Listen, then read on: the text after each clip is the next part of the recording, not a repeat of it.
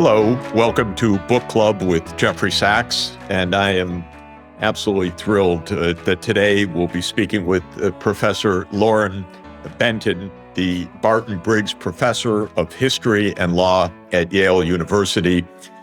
She's a remarkable historian and legal scholar with a vast production of studies of modern state law and war, violence, and all of the interconnections. And today we're talking with Professor Benton about her new remarkable book. They called it Peace, Worlds of Imperial Violence. The book resonated very deeply with me. It's a remarkable perspective. Professor Benton, thank you for joining Book Club. I'm Thanks very excited much for having me. to discuss this book with you. You call it a book about small wars. It's a book about many centuries of violence. It's rather stunning, and I felt shaken as I was reading it. Why do you call it a study of small wars? It is a distinctive perspective, and I want everybody that's listening from all over the world to understand that perspective. Well, thanks for having me here, and thanks for the good question. I started this book because it seemed to me that the ways that we were narrating the large span of global history had some real problems when it came to violence. And one was that we tend to view now any kind of war, really of almost any size that's not nuclear war, thank God, as small. And there is a sort of myth that these are conflicts that have somehow escaped through the cracks of the international legal order. They shouldn't be there, they're exceptional, and they shouldn't be happening. And I study the long history of empires, and I was seeing that there was just so much small violence, and I'll talk about the smallness of it in a minute and how it's not always small, but a kind of constant drumbeat of violence, sometimes intermittent staccato kinds of violence that just didn't stop. So the idea that what we're seeing now are just these sort of small wars that happen to come along seemed entirely wrong to me. The other thing is that in global history, we just tend to talk about the big conflicts. You know, we have these stories that go from World War I to World War II, the Civil War, before that, the Napoleonic Wars, and we don't talk about the intermittent periods in which there is a great deal of human suffering from conflict.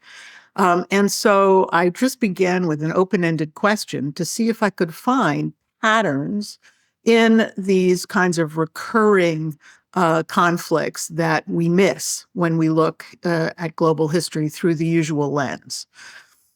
It makes, by the way, so much sense. And as you were saying it, I was thinking of something that I hadn't thought about in reading it, which is I often say day by day that as an American born in the 1950s, the U.S. has in one way or another been at war almost every year of my life. But we tend to put it differently. And I think you just said that there's World War II, there's the Korean War, there's the Vietnam War, there's the two wars with Iraq, and then there's some other stuff. But actually, my feeling is, my God, there's always fighting going on someplace. And this is, I think, your theme, which is that in the age of empire, if I'm, which actually goes way back, but the age of European empire, let's say, of transoceanic empire, starting in the 16th century, it's basically violence, so pervasive. And that's what I felt reading the book, but I didn't realize that there was that undertow echo of our constant violence right now in the world as well. Yes, and there is something also of an assumption among a lot of people who write about the laws of war that we should think about earlier violence as just lawless and chaotic. And so, in going to look at patterns of the way this kind of violence was performed and practiced and indeed regulated, I really wanted to put that to the test. So what I found was actually quite a lot of orderliness in these recurring patterns of small violence. So there's a kind of long period that I call a regime of plunder. And this is a long and indeed global phenomenon in which raiding and captive taking were absolutely central to how polities were interacting. And that captive taking part of it is actually pretty significant because it was a very, very common practice, as I said, not just in European empires, although they did that too, and some might say perfected it, but also in other empires and other phases. So then we get into what historians like to call the long 19th century. And that just means that's sort of the 19th century that spills into the late 18th century and continues into parts of the 20th century. And that I call a regime of armed peace in which empires were really militarizing on a global scale. And they began to think of themselves as kind of policing global order. And in order to do that, they had to authorize their agents to perform small violence. They hoped they didn't start large wars, but they really wanted to they gave them carte blanche to start small wars and small altercations. And so this is a kind of a different view of global history that really is organized around these conflicts. You emphasize, and I'm sure rightly, that this kind of imperial related violence is not only a European phenomenon or a North Atlantic phenomenon in the 20th century as the United States joins in, but you could find it in ancient empires, in Asian empires, and so on. But your book focuses mainly on the European period. For me, as an economist, that's extremely interesting. One of, I think, the most important quotes in the economics uh, canon is by Adam Smith, who says that the two most significant events in the history of mankind are the voyages from Europe to the Americas and from Europe to Asia. That connected the whole world. Speaking of the Columbus voyages and Vasco da Gama's voyages, and your book starts in essence with the empires that result from that. From an economist's point of view, yes, that was the transformation of the world, and your book is basically saying from a political order that is the transformation of our 500 years of modern history, and that it was a transformation of the order of violence and who could commit it, how it was committed, who was authorized to commit it. And as you said, it's remarkable. You talk about the privatization of violence in some ways, but under the imperial edict that officers were basically empowered to act with the violence that they saw fit. Could you describe that, what that means? Because what we have is the European empires starting to spread among American populations, indigenous populations, and in Asia, of course, great settled civilizations in many cases, but using violence to assert control. But these are far-flung empires, so there's a lot of privatization of the violence, and that's what you call the small wars. That's correct. And I should say that one of the reasons why I think it's important to begin by at least acknowledging that these patterns of violence were happening outside Europe as well as across Europe is that it's important to see that when Europeans arrived in their phase of oceanic exploration and expansion, they were actually counting on a kind of mutual intelligibility about violence. And they could count on that. That is to say, these modalities of raiding and captive taking were modalities that were familiar to indigenous polities across the world. And so they were there were interactions between Europeans and indigenous people that we used to think of as kind of cultural misunderstandings. But in fact, they were contests of force, and there was real political strategy going on and legal strategy on both parts. There's less misunderstanding than one might think. So when you look at it that way, you can begin to see how what we think of as conquest and label as conquest and tend to kind of think about as something that is sort of programmed and planned, actually unfolded as a series of small conflicts, or to think about it actually differently in the way I describe it in the book, as a kind of perpetual war interrupted by unstable bouts of peace. And in an early chapter in the book, I focus on this truce making that happened in the course of conquest. Yeah, that's fascinating, by the way. Really fascinating. And maybe we should probably talk about that a little bit more, but I wanted to get to your question about the privatization. Even in these early parts of these far-flung imperial ventures, they didn't have organized armies and navies to the same degree that we think about them today. They absolutely relied on sort of making quasi-public agents out of private actors, so licensing privateers / pirates and encouraging them to raid was one of these modalities. But again, that seems, by the way, I yes. always attribute that to kind of the British genius of privatization.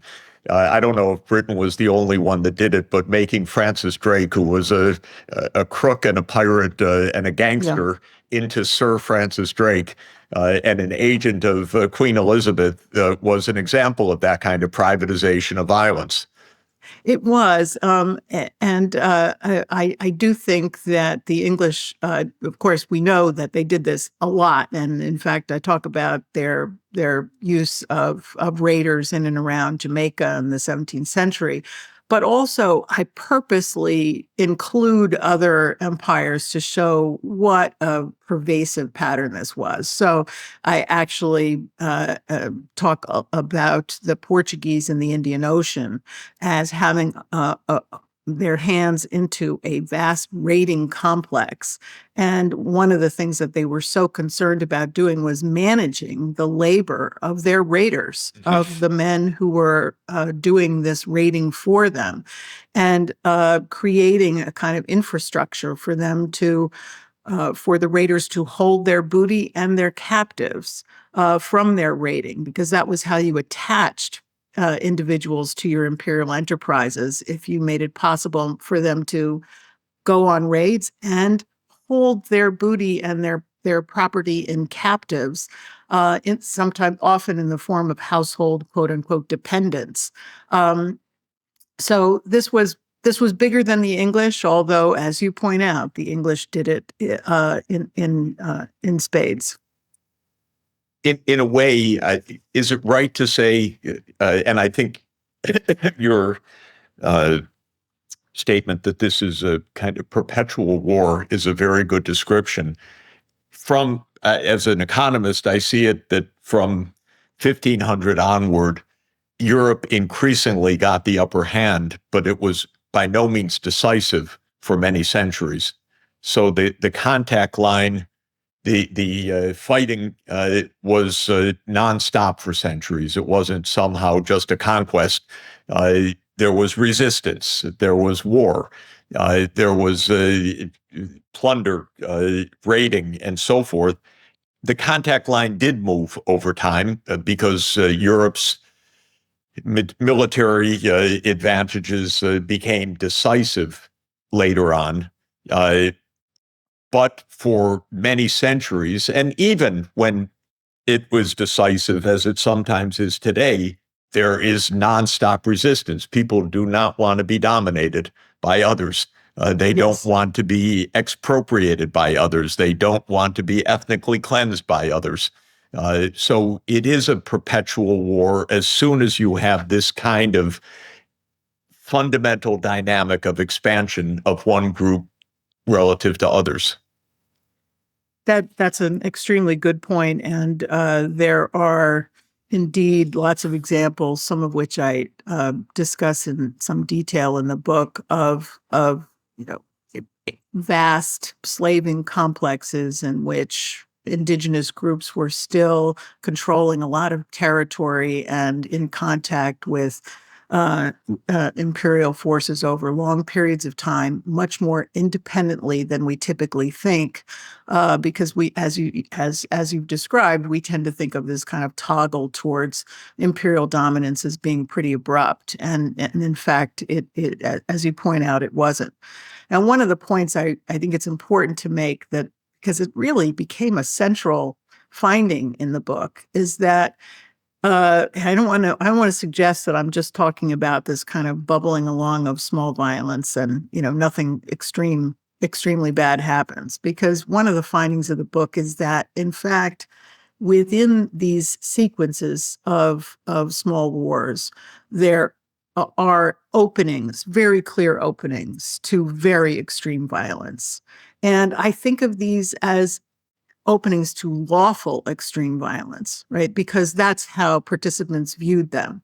So, in the context of early conflicts in these raiding complexes, there was the understanding that, and this is where the title sort of comes from, they called it peace, that if the other side just wasn't playing along and holding to truces and keeping the violence small enough as defined by the stronger party, then it was perfectly lawful to kill civilians, even en masse.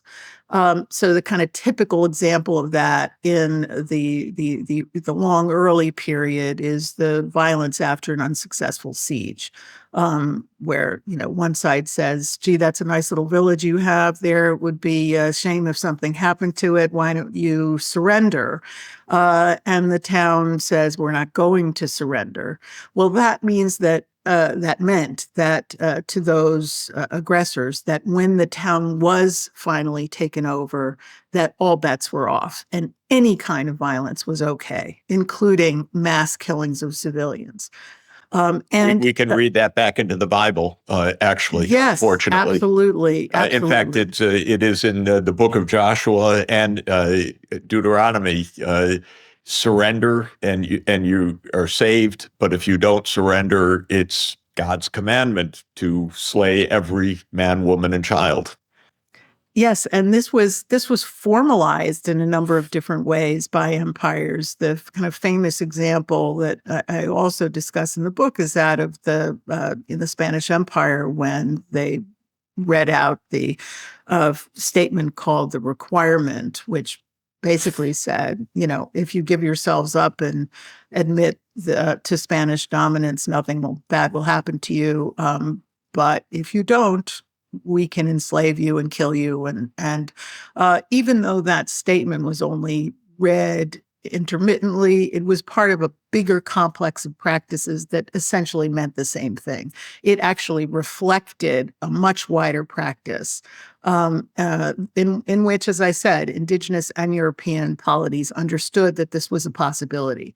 So you do get in connection with these series of small conflicts, also intermittent outbreaks of extreme violence. And that happens in the later period I described as well, where, these imperial forces, they're out in very far from home. Commanders and captains have been charged with the responsibility to decide when force is needed. And they're not supposed to start big wars or engage in major conflicts. But one of the things they're charged with doing is protecting imperial subjects. And when they perceive that imperial subjects or imperial property, as it turns out, was being threatened in a way that they themselves defined as dire, they could then attack with huge force, and they could change the categorization of their opponents. Basically, instead of viewing them as people who were, should be punished for some kind of violence, small violence against Europeans, they could be recategorized as natural enemies. And then again, all bets were off. They could be killed en masse, they could be sent into exile, they could be resettled, and so on. So it's important to stress, I think, that these were not moments. There is a tendency to kind of view these moments as exceptional or coming in moments of what Agamben would call a state of exception.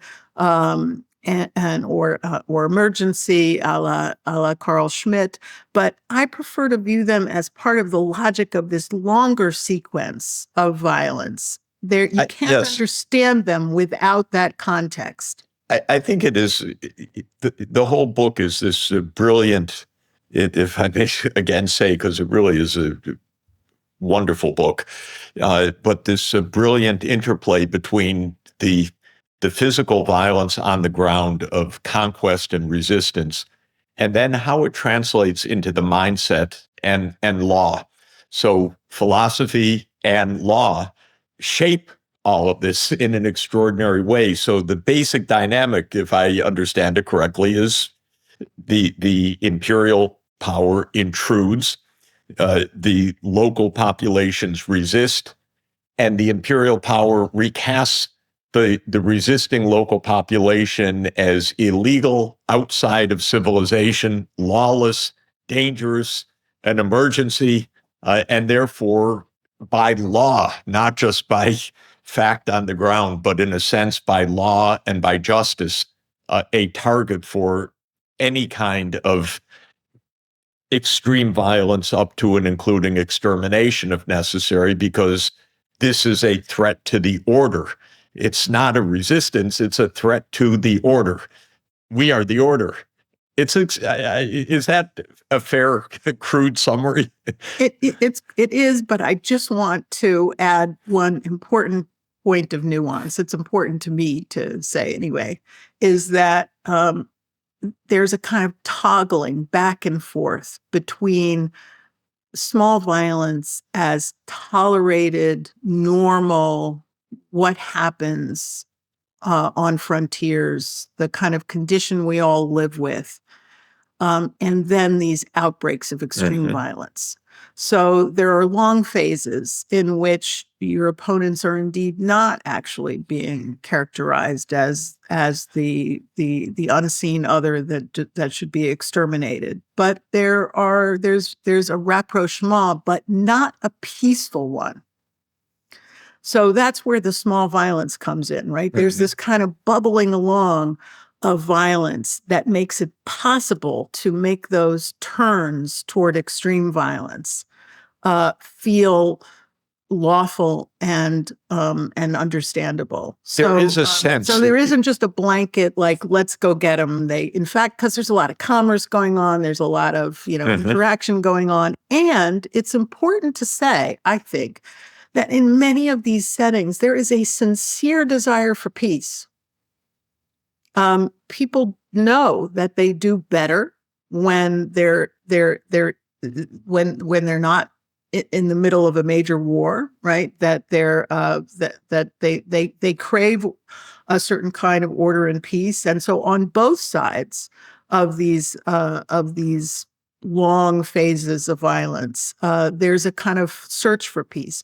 So, in the context of perpetual war. Yeah, very interesting. Right? It's part of it is, I don't know whether it's the only thing, but part of it is the eruption of the mass exterminatory violence is we have to finally show who is in charge here? You must behave and fall into line.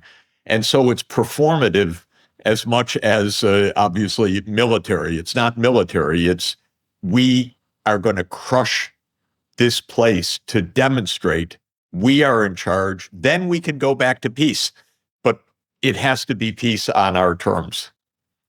Yeah, I mean, I think if I had an aha moment at any point in working on this book, it was when I was reading about what historians used to call the reconquest of the Iberian Peninsula and the conflicts there between Christian polities and Muslim polities, which, by the way, is an oversimplification of what was going on, but it was much more fractured than that.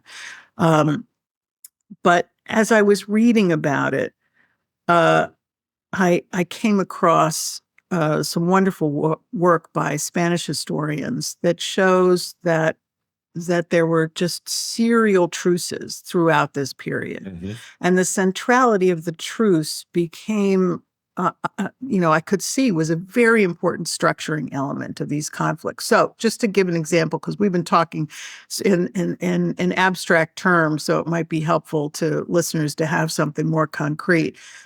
In the 150 years leading up to the conquest of Granada by Catholic monarchs and their forces, which happened in that big year of 1492, such a big year, there were 74 truces. There were a lot of truces. And they were negotiations, really, often explicit recognition of an imbalance of power. So they were not understood as truces between equal parties. They were already understood as between unequal forces. In fact, there was tribute being paid from one side to the other. The thing about truces is they aren't really peace agreements. They are breaks from war. That's how they're defined by legal theorists, and that's how they're used in practice.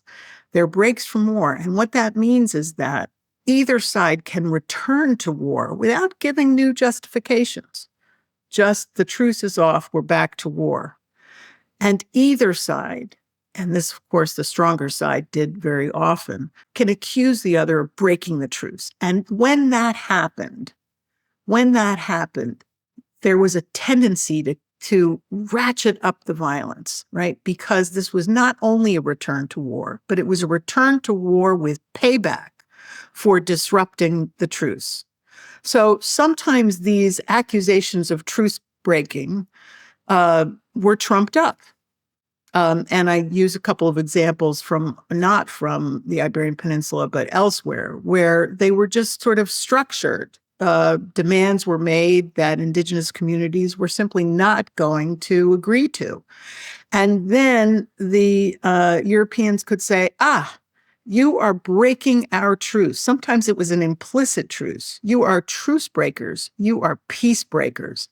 And to restore the peace, we are going to come in and level your villages. So that intensity of violence came with a kind of energy about accusations of betrayal that is built into this process of making and breaking truces, or making and accusing the other side of breaking truces. It's pretty chilling. Yeah, it's so resonant of things we see in the world until today. So it is very, very telling. You distinguish, as we said at the outset, between two periods in this last 500 years: the world of plunder, which is, I would say, the beginning of the European imperial oceanic expansion, and the imbalance of power was there, but it was not decisive, and so the battle lines were everywhere. And it was more nonstop violence of a frontier sort. And then the world of armed peace of the 19th century, which I think one could say was the age of high European global imperialism. what and one of the fascinating things for me is once we come to the world of armed peace, uh, I want you to describe what changes, but one of the things that changes is the world of ideas. Suddenly, the top philosophers are Bentham and Mill and others are defining this new world from a Eurocentric perspective, of course, but they're redefining war, peace, law, order to understand what is essentially a world of imperial violence. So, could you describe what's the difference of the first phase and the second phase of the move from the world of plunder to the world of armed peace, and what happens in the world of ideas? Because suddenly all the famous names that we read and our favorite philosophers are showing up in a rather sometimes peculiar way. Yeah. Great. Well, it is. I'll start by saying, of course, plunder and raiding continue. And so this isn't just a sort of switch over to a new form of business, but it's much more gradual than that. But really, it's this kind of post-Napoleonic uh, ascension of Britain as a global power, the shift towards a kind of inter-imperial regulatory order, which is how I like to think about it in regions across the world, um, and and also as an after effect of major conflicts, which I think it's important to say are not outside the narrative entirely, right? There is global militarization by these empire states. And so one of the big problems, as you know, it's a problem for economists too, I believe, is how to describe this kind of push for influence and domination, hegemony by these imperial forces in a period where actually in many parts of the world, they are not engaging in direct conquest, right? They're not taking over territories. There's a kind of push against this for a long period of time. And so what do we call that? We call it informal empire. Usually we look at the expansion of commerce, global commerce and capitalism as an engine of that. But I wanted to ask, what's happening with violence, right? How does violence help to structure that kind of world? And it's the small violence that really matters now. And as I said before, you get this kind of globalization of imperial military forces on the seas, but also on land. And often they're treated differently. So I try very hard to put them together and treat them together in the book. And the captains and commanders are just authorized to do violence, right? And they're given very specific instructions. They should protect imperial subjects. And anytime they see imperial subjects in danger, they can do what they will, basically. Down the crowds, because now we're starting to get machine guns and other industrial arms. Yeah, I mean, it really is kind of extraordinary that these captains and commanders who are just out and about are charged with making these decisions. They can't telegraph back yet. There's, they just are. They're authorized to do this, and so one of the things that has always intrigued me is how this is talked about in the Metropole. There's a concerted discourse to talk about these, what I call protection emergencies and the importance of protecting imperial subjects. But then people like Bentham and others find a way to talk about how they use this discourse of protection, this idea about protecting subjects, and they just make it very elastic, so that it comes to be a responsibility of these armed agents in empire, not just to protect subjects, but to protect imperial interests. Now, that move from imperial subject protectionhood to imperial interest protectionhood happens in the 19th century. It's actively kind of worked up in the halls of parliament in Britain and elsewhere in academic drawing rooms as well. And it underwrites this kind of shift to armed peace, to this world in which there are military forces out and about, and they can engage now, not just to protect subjects who might be in danger, but to protect imperial interests, which is this vague term that encompasses all kinds of things. So you get small wars breaking out that are set off by attacks on imperial subjects, but also that are set off by confiscation of property, or that are about trading rights being denied to Europeans. And these turn into also protection emergencies. So the Opium War is a pretty good example, right? It really starts out with one of these protection emergencies about the confiscation of property of people who are defined British merchants, as yes. as British merchants. So it's to protect British interests, imperial interests, that is the first steps of that war. That's a really common pattern. And it's fascinating. The law becomes, of course, structured legitimate violence, and the idea of peace. The 19th century becomes an age of peace movements, but peace movements led by empires. So peace is on the terms as defined by the empire, which is also fascinating. Yeah. It's not peace with justice or even self-reflection, but it is peace in this sense. Yes, there's a kind of policing language that goes along with it.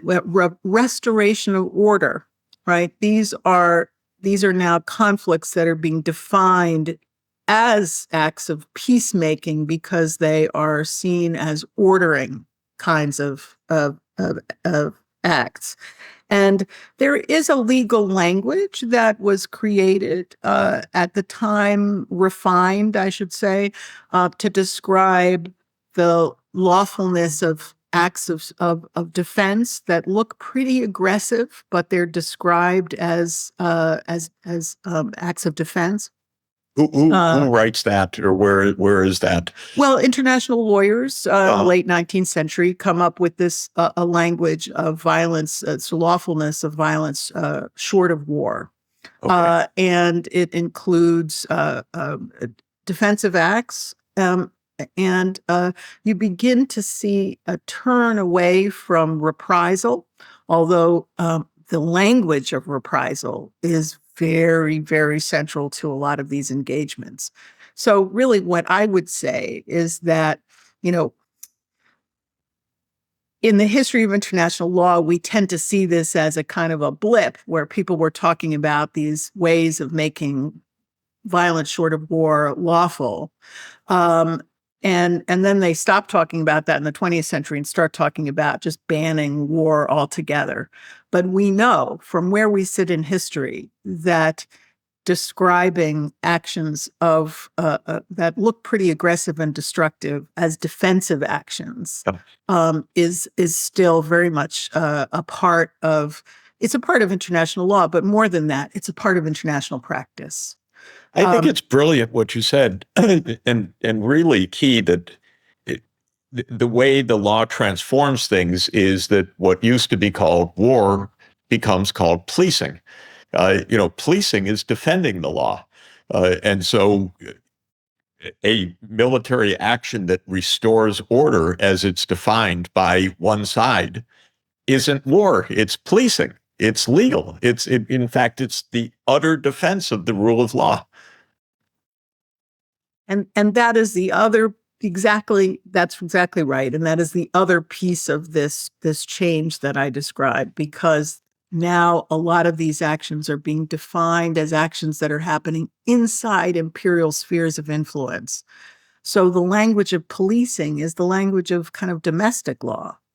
And so there's a long period in which empires really, imperial law is really kind of standing in for international law, right? Imperial legalities are actually structuring this violence and the way people are talking and thinking about it across the globe.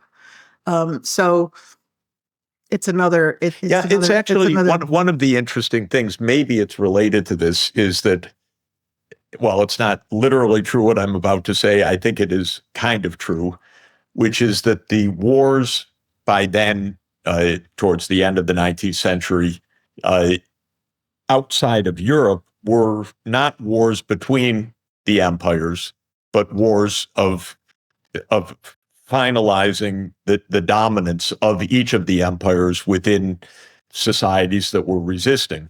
And I always found completely remarkable the politesse and diplomacy at the Congress of Berlin in 1885 when Europe politely divided up Africa.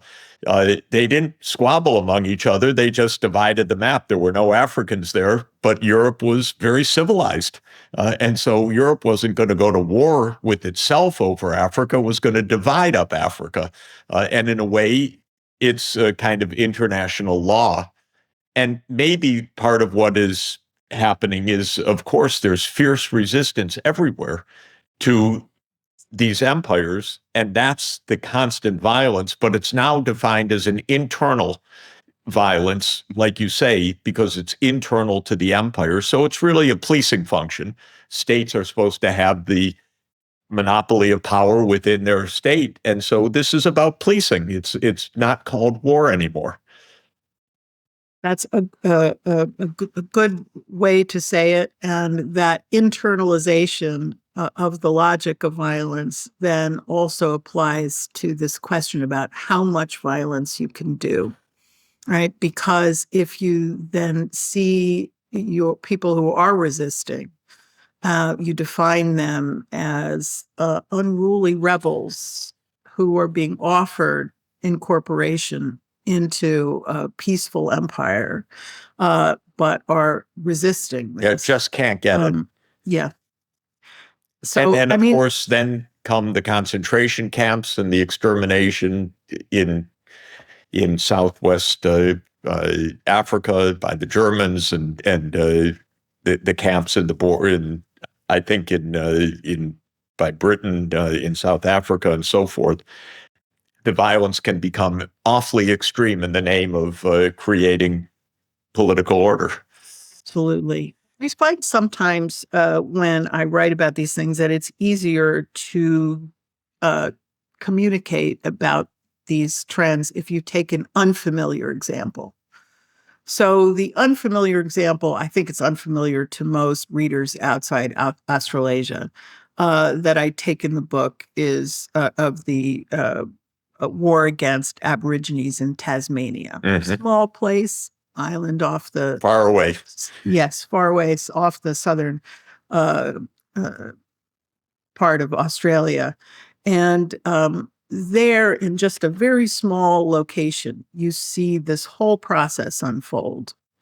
You have some settlement, and then there's violence around the edges, often perpetrated and started by the settlers themselves, with Aborigines defending themselves, a kind of raiding back and forth. And these are defined then as protection emergencies, and they lead to an authorization to decide on violence on the spot and to organize vigilantism, so private violence again, against Aborigines.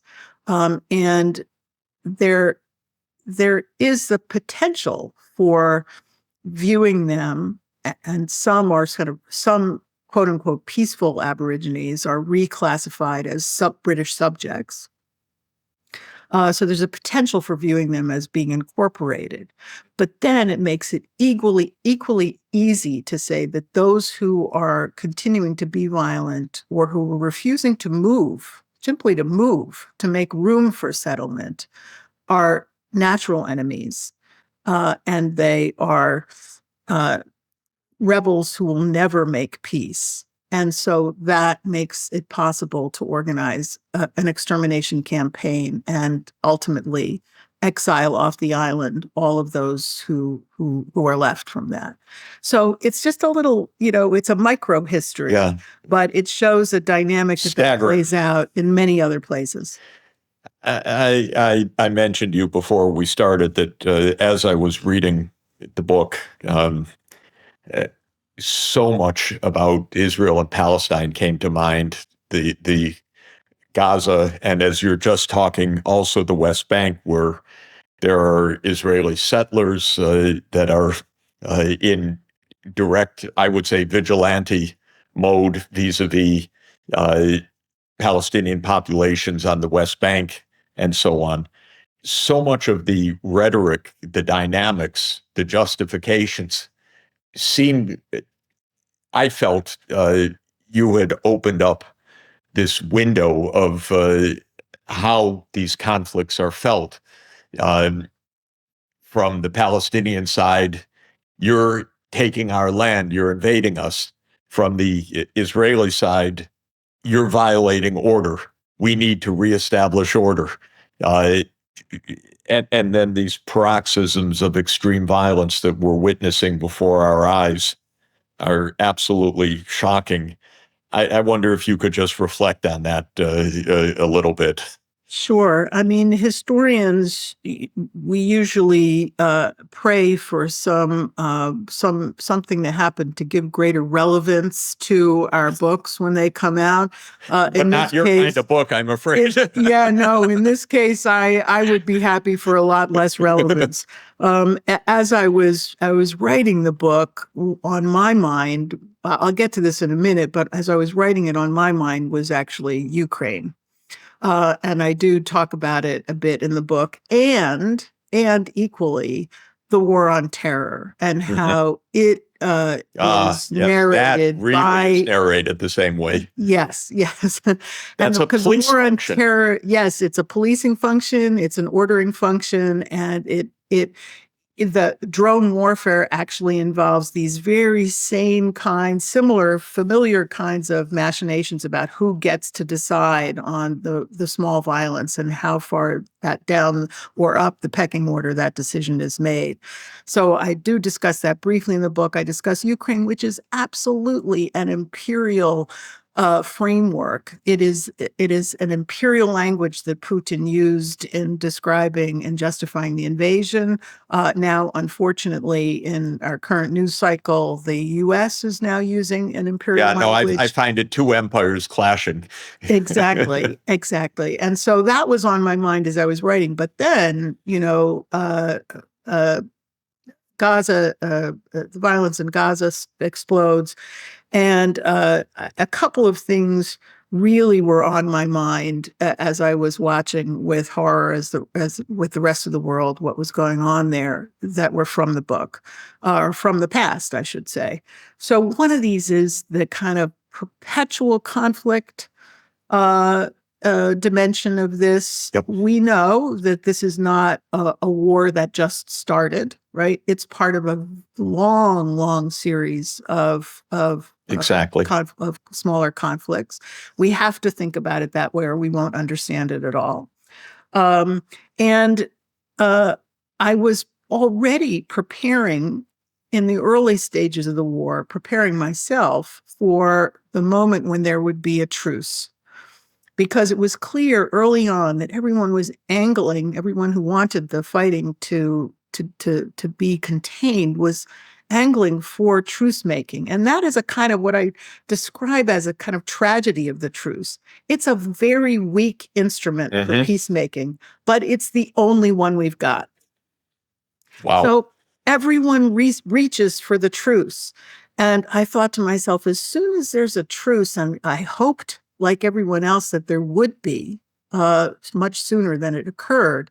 But I thought, as soon as there's a truce, there's going to be this kind of wariness and this discourse about the other side about to break that truce. And there might be very severe violence in the aftermath of that. And that is something that I am very concerned about at the moment, because we can see the truce coming to an end and the language already kind of ratcheting up about who made the negotiations for a longer peace impossible. And the other side then is accused of, in this case, I think the Palestinian side is being very volubly accused of being against turning the truce into a permanent peace. And so I'm very concerned about the atrocities that might come in the wake of the truce, because that is something that one sees from the historical record. And in addition, and it is so stunning, by the way, and I haven't thought about it this way, but as you described the dozens of truces in the Reconquista, for example, these are truces that are made not with an ultimate political settlement. They really are just a cessation. And it has been stunning to me how the discussions of these truces, I shape them, settle the fundamental conflict, but they don't even touch it sometimes. No. It's just stop the fighting, but you know that it's not going to the core of anything. Yes. And I just one further thought on that, because it is so interesting to think about, although distressing to think about, is that another insight that comes from foregrounding truces is that sometimes peace agreements, what we think about as peace agreements, as permanent peaces, look a lot like truces. That is to say, they are structured in ways that make them unstable. And so that's another insight that comes from the history of truces. And the other thing that obviously was very relevant to this conflict is the way that the rationale of defensive war was being used by the Israelis for very substantial deaths of civilian populations. And that too has echoes from the imperial past that are hard to deny. Thank you for this really remarkable book. And I know it builds on a whole remarkable corpus that you have developed over many, many years of wonderful writing. We've been speaking with Professor Benton, the Barton Briggs Professor of History and Law at Yale, about an absolutely remarkable book that I want to recommend to readers all over the world. They called it Peace, Worlds of Imperial Violence. It is remarkable history of thought, and remarkably relevant hour by hour, day by day in our world today. So it is a must read. Thank you so much, Professor Benton, for being with me on Book Club with Jeffrey Sachs. Thank you for a great conversation. I really appreciate it. Wonderful.